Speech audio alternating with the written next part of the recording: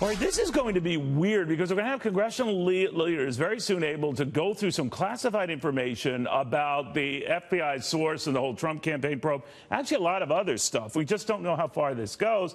We do know it's meant to sort of quell a bit of a storm on this, and that Republicans say is an agenda, a vendetta campaign against the president, to former FBI special agent John Iannarelli. John, always good to have you. Thank you for taking the time.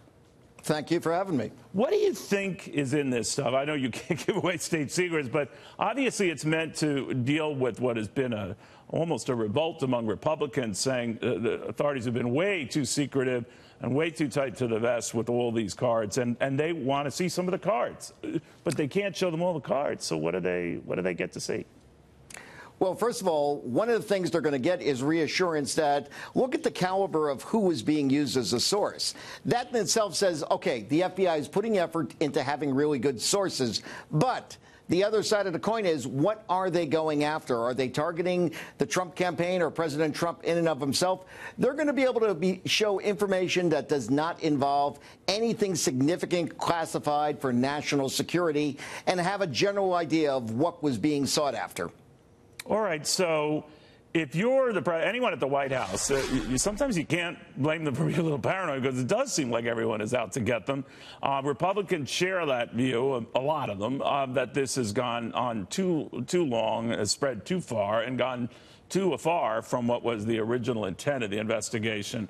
Now there's talk that it could all be wrapped up by September 1. Do you buy that? I hope it is, because as it drags on, it's not good for the presidency. It's certainly not good for the FBI. At this point, there's a lot of questions being asked by many people. What exactly was going on there? With this source in particular, even if the possibility of gaining information was valid, the issue is optics. Do you want to put somebody in a position that could make it look like the FBI is playing politics and has favorites?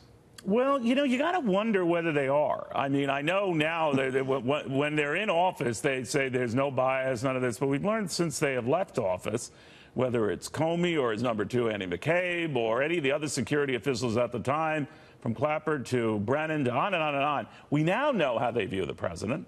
So I'm sure they harbored those views while he was campaigning for president. And if they're the bosses and they were the chief figures and they're the ones offering these very negative opinions of the president now, I cannot imagine that would have crept up in investigations.